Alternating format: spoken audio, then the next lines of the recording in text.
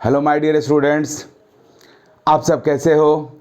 आज मैं फिर से अपने ऑर्गेनिक केमिस्ट्री के वीडियो लेकर आपके सामने हूँ। मैं कल ही वादा किया था कि अब मैं रेगुलरली वीडियो बनाऊँगा ऑर्गेनिक केमिस्ट्री पे। ऐसे तो पूरी केमिस्ट्री बनाऊँगा, बट ऑर्गेनिक केमिस्ट्री का भी मैं सीरीज शुरू कर रहा हूँ। ऑर्गेनिक केमिस्ट्री के स्टार्ट का जो वीडियो होता है वो बेसिकली ऑर्गेनिक केमिस्ट्री का डेफिनेशन और नोमेनक्लेचर पे होता है। तो नोमेनक्लेचर का वीडियो मैं ऑलरेडी बनाया हूँ और मेरे यूट्यूब चैनल पे है, आप सब उसको देख सकते हैं। लेकिन आज मैं शुरू कर रहा हूँ ऑर्गेनिक केमिस्ट्री का सबसे इम्पॉर्टेंट सेक्शन, जिसको हम बोलते हैं GOC, general organic chemistry. General organic chemistry सबसे इम्पॉर्टेंट सेक्शन होता है। मीन्स जनरल ऑर्गेनिक केमिस्ट्री में हम लोग यह पढ़ते हैं कि पूरी ऑर्गेनिक केमिस्ट्री में किस तरह से मतलब चीज़ें होता है। मीन्स एवरीथिंग जो ऑर्गेनिक केमिस्ट्री में आपको पढ़ने को मिलेगा, सबका एक्सप्लेनेशन और सबका रीज़न यहीं पर रहता है। मीन्स एक तरह से आपका जीओसी ऑर्गेनिक केमिस्ट्री का अर्थमेटिक जैसा होता है। जिस तरीके से अगर बच्चों को addition, subtraction, multiplication, HCM, LCM अगर नहीं आता है तो मैथमेटिक्स सॉल्व करने में उनको बहुत प्रॉब्लम होने वाला है। उसी तरीक़ा से अगर कोई बच्चा को जनरल ऑर्गेनिक केमिस्ट्री नहीं पता है तो ऑर्गेनिक केमिस्ट्री को समझ नहीं सकता है, उसको रट सकता है। लेकिन अगर समझना है तो जनरल ऑर्गेनिक केमिस्ट्री को अच्छे से समझना होगा। अगर एक क्लियर नहीं है तो मुश्किल है। जनरल ऑर्गेनिक केमिस्ट्री जो सेक्शन है, अगर मैं बात करूँ एकेडमिक की, तो 11th और 12th दोनों क्लास के सिलेबस में जनरल ऑर्गेनिक केमिस्ट्री रहता है। कुछ 11th में रहता है, कुछ 12th में रहता है। हालांकि एनसीईआरटी में बहुत ज़्यादा नहीं डिटेल में दिया हुआ है, एनसीईआरटी में ब्रीफली दिया हुआ है और ज़्यादातर 11th के सेक्शन में ही गिवन है। बट हमारे जो जनरल ऑर्गेनिक केमिस्ट्री है, जनरल ऑर्गेनिक केमिस्ट्री में बहुत कुछ आता है। अभी तो मैं आपको एक छोटा सा उसका सब्स्टिट्यूएंट इफेक्ट पढ़ाऊँगा।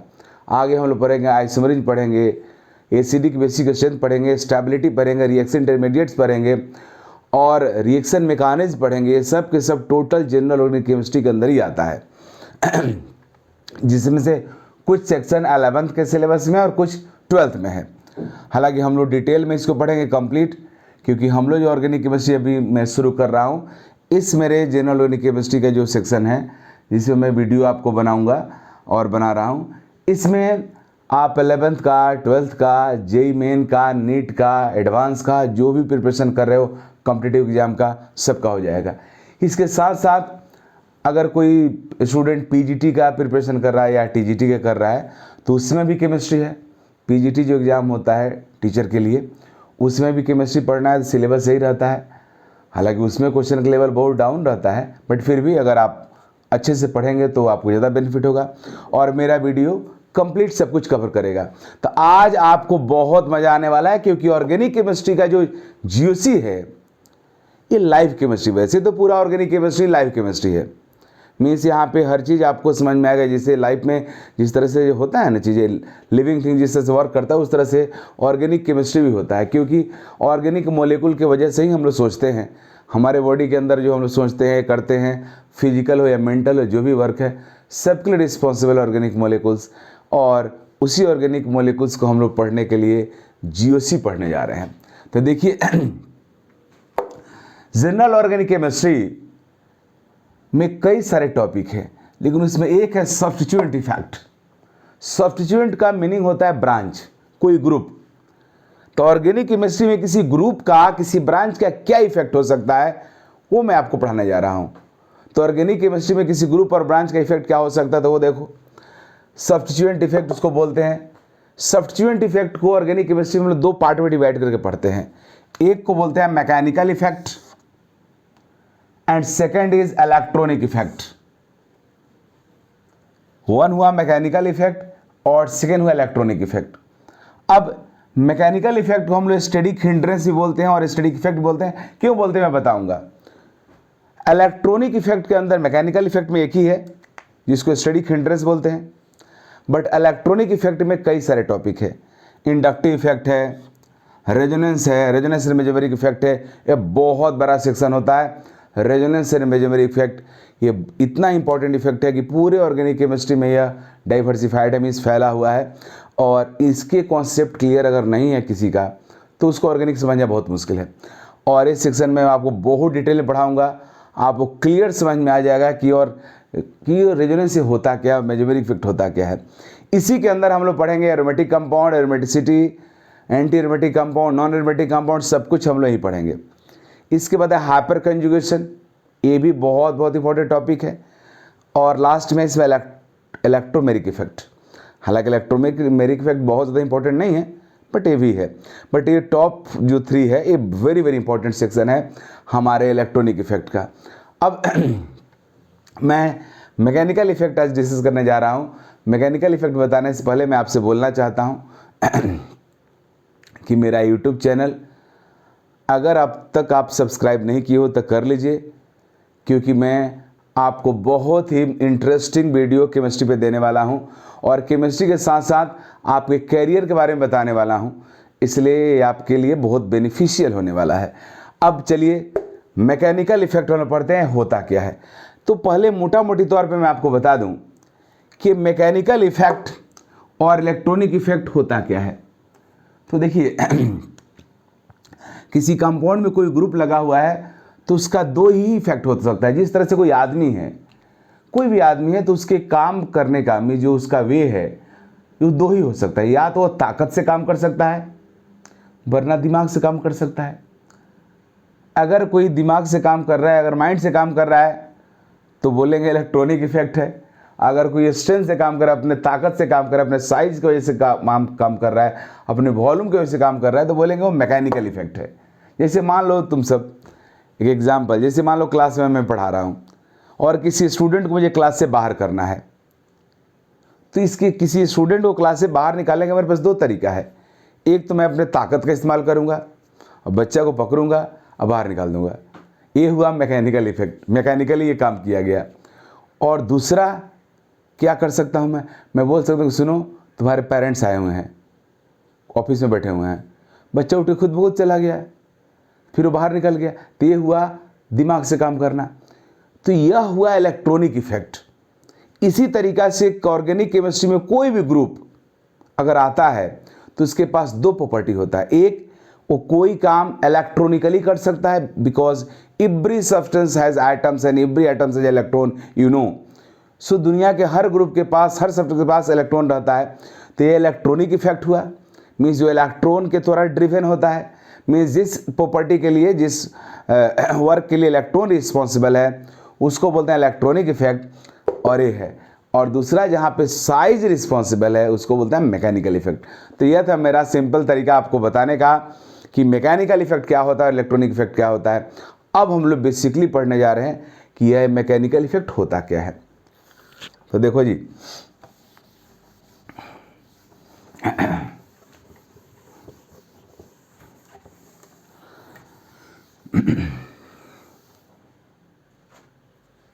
मैकेनिकल इफेक्ट, जिसको हम लोग स्टेरिक हिंड्रेंस बोलते हैं। अब स्टेरिक हिंड्रेंस होता क्या है? स्टेरिक हिंड्रेंस, स्टेरिक हिंड्रेंस का डेफिनेशन है कि it is repulsive force exist between 2 bulky groups when they come closer. जब 2 बड़े बड़े ग्रुप एक दूसरे के करीब आते हैं तो उनके बीच में जो रिपल्सिव फोर्स डेवलप होता है उनके साइज की वजह से, उसी इफेक्ट को हम बोलते हैं स्टेरिक हिंड्रेंस। स्टेरिक का मतलब हुआ साइज और हिंड्रेंस का मतलब हुआ बाधा।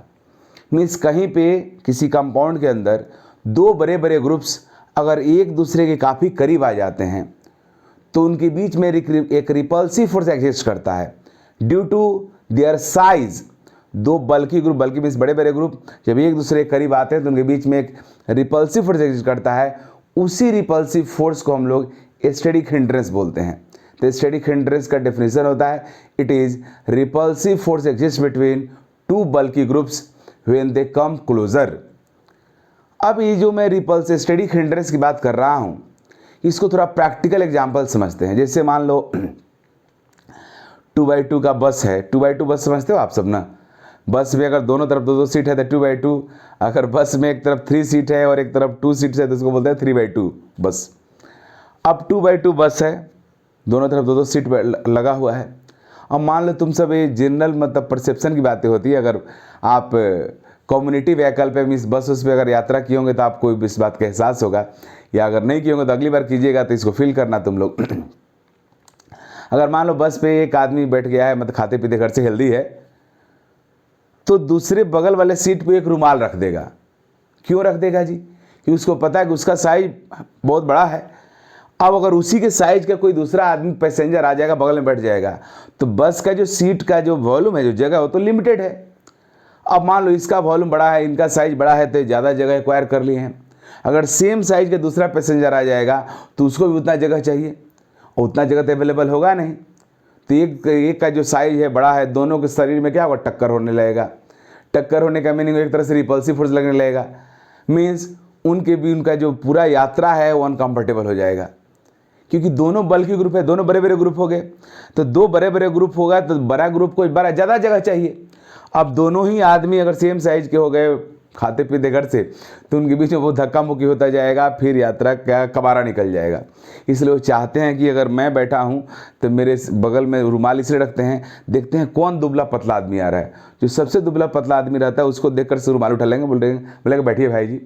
तो ऐसा करने से दुबला पतला आदमी आ गया तो कम जगह रखेगा, एक्वायर करेंगे, वो कम, उनका वॉल्यूम कम होगा, तो ये आराम से फैल हो करके जाएंगे, इनको कोई दिक्कत नहीं होगा। तो ये जो रिपल्सिव फोर्स जो एग्जिस्ट किया, मीन्स जो धक्का मुक्की हो रहा है, ये स्टैटिक हिंड्रेंस है। साइज की वजह से, दो ग्रुप के बीच में साइज की वजह से जो अनकंफर्टेबिलिटी डेवलप होता है, उसी को हम बोलते हैं स्टैटिक हिंड्रेंस। स्टैटिक का मतलब साइज, हिंड्रेंस इज बाधा। कहीं भी अगर साइज की वजह से ऑब्स्टेकल क्रिएट हो रहा है तो उसको हम बोलेंगे स्टैटिक हिंड्रेंस। तो स्टैटिक हिंड्रेंस बेसिकली साइज से डेवलप होने वाला प्रॉपर्टी है। तो स्टैटिक हिंड्रेंस का डेफिनेशन आपका हुआ, it is repulsive force exist between two bulky groups. दो बल्की ग्रुप जैसे बड़ा बड़ा ग्रुप है, उनके बीच में रिपल्सिव फोर्स जब एग्जिस्ट करता है तो उसको बोलते हैं स्टैटिक हिंड्रेंस। अब स्टैटिक हिंड्रेंस कौन कौन से फैक्टर पर डिपेंड करता है? Static hindrance, it is repulsive force exists between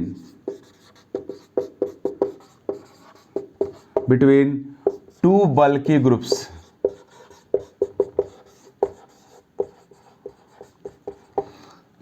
दो बल्कि ग्रुप से में लगने वाला रिपल्सिव फोर्स को हम लोग स्टैटिक हिंड्रेंस बोलते हैं। अब ये कौन कौन से फैक्टर पे डिपेंड करेगा जी?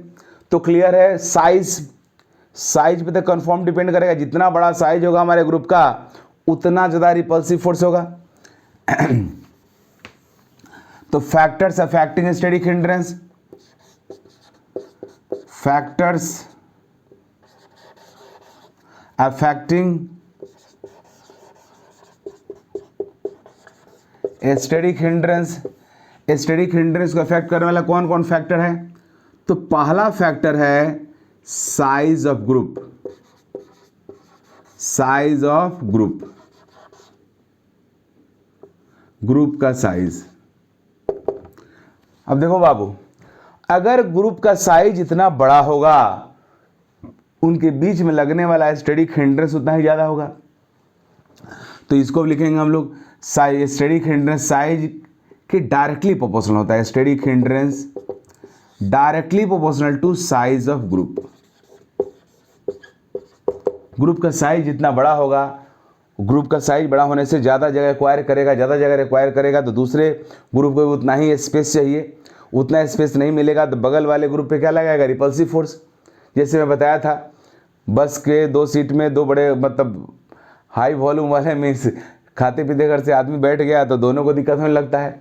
उसमें अगर एक आदमी का वॉल्यूम कम है, दूसरे का अगर ज़्यादा है तो आराम से जा सकता है। तो यहाँ भी साइज जितना बड़ा होगा, स्टैटिक हिंड्रेंस उतना ही ज़्यादा होगा। दूसरा फैक्टर होता है distance between groups. Distance between groups, distance between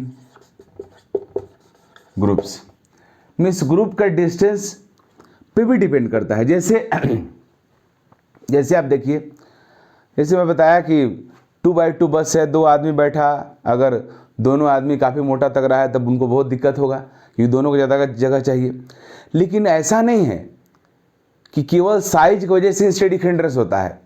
कितना हो दुबला पतला आदमी हो, कितना हो मर रहा हो, अगर दो आदमी को एक ही सीट पे बैठा दीजिएगा तब भी प्रॉब्लम होगा, क्योंकि इस बार ग्रुप का साइज में जो आदमी है उनका साइज बहुत ज़्यादा नहीं है, बट डिस्टेंस कम हो गया उनके बीच का, एक ही सीट पे 2 आदमी बैठ गया, तो वहाँ भी प्रॉब्लम होगा।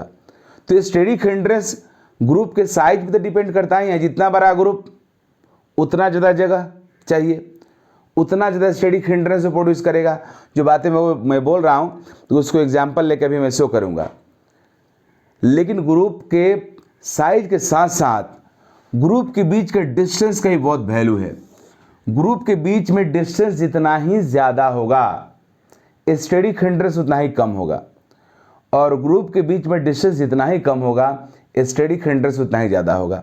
तो distance between group means group के डिस्टेंस पे भी स्टेरिक हिंड्रेंस डिपेंड करता है, और वह कैसे होगा उसको देखो आप सब। स्टेरिक हिंड्रेंस आपका इन्वर्सली प्रोपोर्शनल होता है डिस्टेंस बिटवीन ग्रुप्स। ग्रुप के बीच का डिस्टेंस जितना ही कम होगा स्टेरिक हिंड्रेंस उतना ही ज़्यादा होगा। मीन्स इन्वर्सली रिलेशन रहता है इसमें, distance between groups. Steric hindrance group के बीच के डिस्टेंस के क्या होगा जी, इन्वर्सली प्रोपोर्शनल होगा।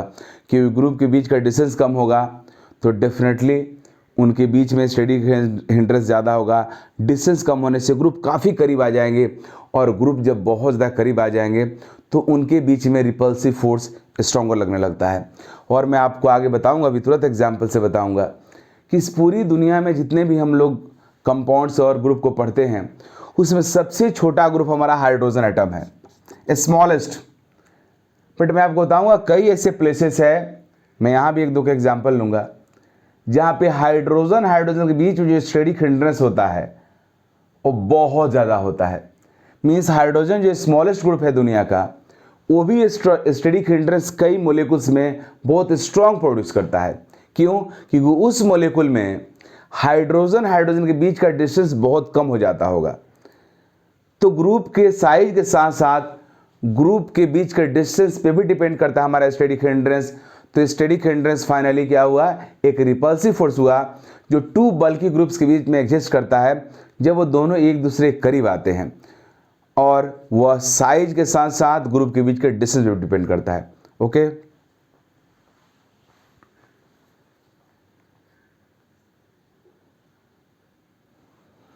तो देखिए आप सब एग्जाम्पल ले रहा हूं मैं स्टेरिक हिंड्रेंस को एक्सप्लेन करने के लिए फॉर एग्जाम्पल मैं लिया हूं। आप इस ऑल 4 कंपाउंड्स को देखो, मैं इस 2 अगल बगल जो एडजेसेंट कार्बन है इस मोलिकुल के, इसको मैं फोकस कर रहा हूँ, देख रहा हूँ। इस कार्बन पे लगा हुआ है मिथाइल, यहाँ भी लगा हुआ है मिथाइल। मिथाइल एक बहुत बड़ा बल्कि ग्रुप नहीं है, बट ग्रुप तो है। तो जब मिथाइल यहाँ पे दोनों एडजेसेंट कार्बन पे लगा हुआ है इस मोलिकुल में, तो इस मिथाइल के बीच में भी स्टेरिक हिंड्रेंस होता है। कहीं भी 2 ग्रुप्स जब एक दूसरे के कम क्लोजर होगा तो उनके बीच में एक रिपल्सिव फोर्स लगता है, तो उसी रिपल्सिव फोर्स को हम लोग स्टेरिक हिंड्रेंस बोलते हैं।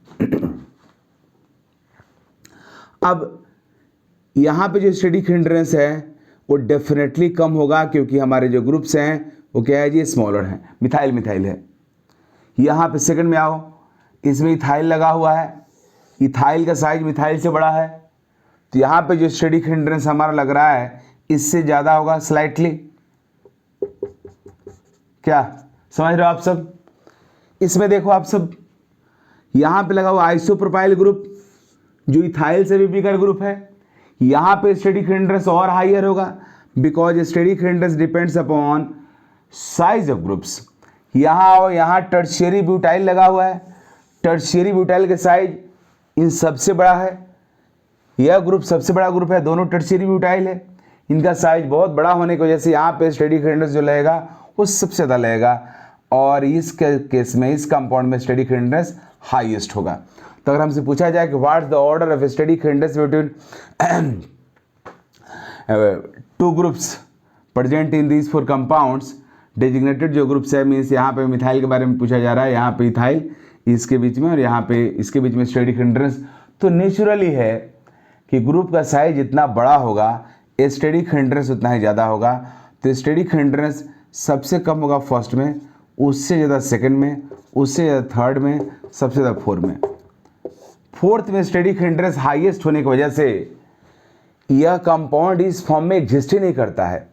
हमारा ये कंपाउंड है, यह कंपाउंड अनस्टेबल होता है। दोनों बल्की ग्रुप के बीच में इतना ज़्यादा रिपल्सिव फोर्स एग्जिस्ट करता है कि यह मॉलिक्यूल इस फॉर्म में एग्जिस्ट नहीं करता है, और यह मॉलिक्यूल अपने आप को स्टेबलाइज करने के लिए क्या करता है वो मैं बताने जा रहा हूँ। लेकिन हाँ, ये क्लियर हो गया कि कंपाउंड्स में अगर मोर देन वन कंपाउंड है उसमें स्टेरिक हिंड्रेंस अगर आपको जज करना है तो ग्रुप के साइज और ग्रुप के बीच के डिस्टेंस दोनों को गौर फरमाएंगे। हालांकि यहाँ पे ग्रुप के बीच का डिस्टेंस सेम है, क्योंकि ऑल केसेस में इसी दो कार्बन के ऊपर जो ग्रुप लगा हुआ है उसी को हम लोग देख रहे हैं। यहाँ इस मोलेकुल में ये जो कंपाउंड कार्बन है, इन दोनों कार्बन पे जो ग्रुप लगे उनको देख रहे हैं। यहाँ भी इसी दोनों कार्बन के ग्रुप को देख रहे हैं, यहाँ भी इसी दोनों कार्बन ग्रुप को देख रहे हैं। तो ऑल केसेस में ग्रुप के बीच का डिस्टेंस तो यहाँ पे सेम होगा, क्योंकि सेम टाइप का कंपाउंड है। बट सब में ग्रुप्स अलग अलग है, तो स्टेरिक हिंड्रेंस अलग अलग होगा। स्टेरिक हिंड्रेंस का बहुत रोल है ऑर्गेनिक केमिस्ट्री में, क्योंकि स्टेरिक हिंड्रेंस एक रिपल्सिव फोर्स है जो टू ग्रुप्स के बीच में एग्जिस्ट करता है जब वो दोनों ग्रुप एक दूसरे के कम क्लोजर होता है। तो देखिए इस फोर्थ कंपाउंड के बारे में, यहाँ पे हाईएस्ट स्टेरिक हिंड्रेंस होता है।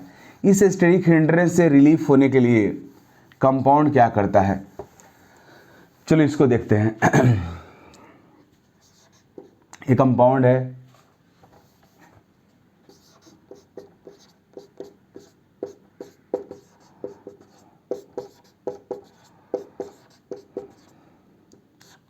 आप सबको आगे मैं पढ़ाऊंगा रेजोनेंस में कि एक कंजुगेटेड डाइंग सिस्टम है, लेकिन अभी नहीं, अभी डायरेक्ट मैं आपको इस दिखा रहा हूँ कि इनके बीच का, इनके कंपाउंड के अंदर का जो स्टेरिक हिंड्रेंस है वो इस स्टेरिक हिंड्रेंस की वजह से मोलिक्यूल का स्टेबिलिटी लो हो जाता है। क्यों लो होता है फिर बताऊंगा, और अपने आप को स्टेबलाइज करते हैं उस चीज़ को बताऊंगा।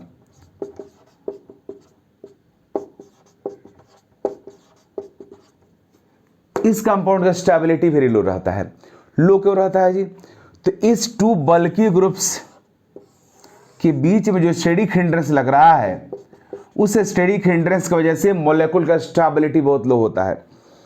अब स्टेरिक हिंड्रेंस से मींस स्टेबिलिटी कम कैसे हो गया, तो आप समझो स्टेरिक हिंड्रेंस एक रिपल्सिव फोर्स है, और किसी भी सिस्टम में अगर सिस्टम के अंदर जो पार्टिकल्स हैं उनके बीच में अगर रिपल्सिव फोर्स लगेगा तो सिस्टम के पार्टिकल्स को एक साथ रहना मुश्किल होगा।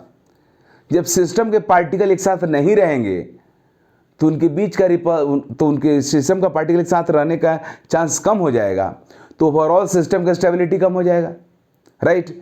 तो हमारे पूरा मोलेकुल है, एक सिस्टम है, और ये इसके जो दो ग्रुप लगे हुए हैं, जो दो ब्रांच लगे हुए हैं, ये उसके पार्टिकल्स हैं। इस पूरा मोलेकुल एक सिस्टम है, तो इसके पार्टिकल्स हैं। अब इनके बीच में रिपल्सिव फोर्स लगेगा तो ये दोनों एक दूसरे से अलग रहना चाहेंगे।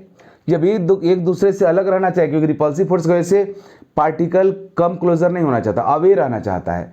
तो अगर अवे होगा, दूर होगा, तो पूरे मोलेकुल का स्टेबिलिटी लो होगा।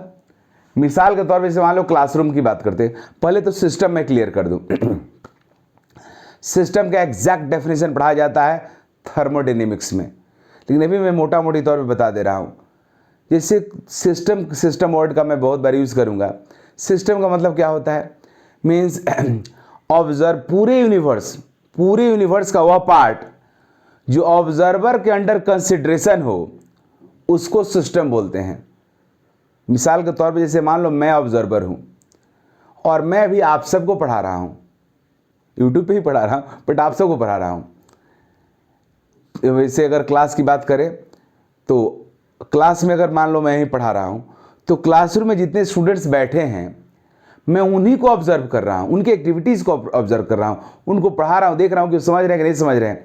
इसके अलावा पूरे यूनिवर्स में क्या हो रहा है डजेंट मैटर फॉर मी। तो मेरे लिए क्लासरूम, जिस समय मैं क्लासरूम में पढ़ाता हूँ उस समय क्लासरूम मेरे लिए सिस्टम है, और उसको छोड़कर पूरी दुनिया में जो कुछ भी है सब के सब सराउंडिंग है। तो कहीं भी ऑब्जर्वर के कंसिडरेशन के अंदर जो पार्ट रहता है यूनिवर्स का, वो सिस्टम होता है उसके लिए। जैसे अगर मान लो मैं खाना पकाने ही चला गया, अगर मैं पानी गर्म कर रहा हूँ, पतीला में पानी लिया, गैस चढ़ा दिया, तो पानी को मैं गर्म कर रहा हूँ, पानी को ही ऑब्जर्व कर रहा हूँ गर्म हुआ कि नहीं। तो उस टाइम मेरे लिए सिस्टम क्या हुआ, वाटर हुआ। तो वही बात यहाँ पे है, अभी मैं इस मॉलिक्यूल को ऑब्जर्व कर रहा हूँ तो मेरे लिए सिस्टम हुआ। सिस्टम के दो पार्टिकल के बीच में अगर रिपल्सिव फोर्स होगा तो सिस्टम का स्टेबिलिटी डेफिनेटली लो होगा। जैसे क्लासरूम में बैठे हुए सारे बच्चे हैं, अगर आपस में वो फाइटिंग करेंगे तो उनको एक साथ बैठकर क्लास में पढ़ने का चांस बहुत कम होगा और फिर क्लासरूम का स्टेबिलिटी लो हो जाएगा। सेम यहाँ भी है। और ये पूरे केमिस्ट्री में याद रखेंगे, अगर सिस्टम के पार्टिकल्स के बीच में रिपल्सिव फोर्स बढ़ता है तो स्टेबिलिटी डेफिनेटली घटेगा। सिस्टम के पार्टिकल्स के बीच में अगर अट्रैक्टिव फोर्स बढ़ेगा तो स्टेबिलिटी बढ़ेगा। जैसे क्लासरूम में बैठे हुए जितने बच्चे हैं वो हमारे क्लासरूम अगर सिस्टम है तो उसके वो पार्टिकल्स हैं। अगर उनके बीच में फ्रेंडशिप होगा, एमिकेबल रिलेशनशिप होगा, तो एक साथ दोस्ताना बिहेवियर होगा तो एक साथ बैठकर पढ़ने का चांस ज़्यादा होगा, तो क्लासरूम का स्टेबिलिटी ज़्यादा होगा। अगर वो फाइटिंग करेंगे, रिपल्सिव फोर्स उनके अंदर आएगा तो स्टेबिलिटी लो होगा, राइट। तो यहाँ पे इनका स्टेबिलिटी बहुत कम होता है। यहाँ पे high static hindrance, high static hindrance, जिसकी वजह से low stability, very low stability, very low stability. अब इस पूरे यूनिवर्स का हर मॉलिक्यूल, हर सिस्टम चाहता है अपने आप को स्टेबलाइज करना। यह मॉलिक्यूल भी चाहता है स्टेबलाइज करे, तो स्टेबलाइज करने के लिए इसको क्या करना पड़ेगा, इसको अपने दोनों बड़े बड़े जो ग्रुप्स हैं जिनके बीच में रिपल्सिव फोर्स लग रहा है, उनके रिपल्सिव फोर्स को मिनिमाइज करना होगा, उनके रिपल्सिव फोर्स को कम करना होगा। तो उसका एक ही उपाय है, और उपाय क्या है कि इनके बीच के डिस्टेंस को बढ़ाना, क्योंकि ग्रुप को तो चेंज कर नहीं सकते हैं। इस मॉलिक्यूल के पास जो ग्रुप है, ग्रुप को तो बदल नहीं सकते हैं, ग्रुप तो ही रहेगा। तो क्या कर सकते हैं, इनके बीच के डिस्टेंस को बढ़ा सकते हैं। जैसे मान लो क्लासरूम में मैं पढ़ा रहा हूँ और दो स्टूडेंट्स के बीच झगड़ा हो गया, तो स्टूडेंट्स को तो मैं हटा नहीं सकता हूँ क्योंकि मेरे पास एडमिशन लिया है, पढ़ेगा, वो फी दिया है। तो मैं क्या कर सकता हूँ, उनके बीच के डिस्टेंस को बढ़ा दूंगा, दोनों को अलग अलग जगह पे बैठाऊंगा, तो उनके बीच मेरी रिपल्सिव फोर्स कम लगेगा, तो पूरे मेरे क्लासरूम का स्टेबिलिटी बढ़ जाएगा। Same here. अब यहाँ पे मॉलिक्यूल अपने स्टेबिलिटी को बढ़ाने के लिए करता क्या है कि इस कार्बन कार्बन सिंगल बॉन्ड के अबाउट रोटेट हो जाता है, रोटेट, घूम जाता है। अब घूमने से होता क्या है, अब ये पूरा मॉलिक्यूल प्लेनर है, अब ये पार्ट उठ जाता है, मीन्स यह ग्रुप बोर्ड में ही रह जाता है और ये पार्ट ऐसे उठ जाता है ऊपर। मीन्स अगर मान लो इस तरह से मैं दिखाऊं कि दोनों इस तरह से है, पूरा ग्रुप था, अब वह रोटेट हो गया तो ऐसे हो गया, तो एक पार्ट रह गया बोर्ड में, एक बोर्ड के ऊपर उठ गया, तो हो गया ये ऊपर चला गया। तो इसी को रोटेशन के बाद इनका इस तरह का हो जाता है, CH2C, CH3, CH3, CH3, और एक ग्रुप बल्कि ग्रुप ऊपर चला गया।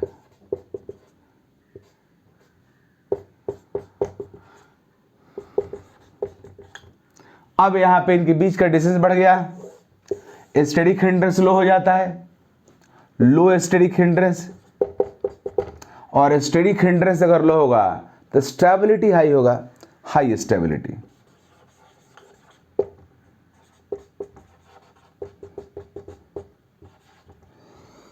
राइट। यहां पे इस कंपाउंड को हम बोलते हैं सिस्वाइड। आपको आगे मैं पढ़ाऊंगा कि सेम चीज अगर डबल बॉन्ड के अबाउट होगा तो उसको ज्योमेट्रिकल आइसोमरिज्म के तौर पे पढ़ते हैं, बट अभी इसका नाम है सिस्वाइड। सिस्वाइड का मतलब सेम साइड, इसको बोलते हैं सिस्वाइड, सिस्वाइड फॉर्म ऑफ मोलेकुल। और इसको बोलते हैं ट्रांसवाइड। ट्रांसवाइड का मतलब होता है उल्टा फॉर्म, ट्रांसवाइड फॉर्म ऑफ मोलेकुल।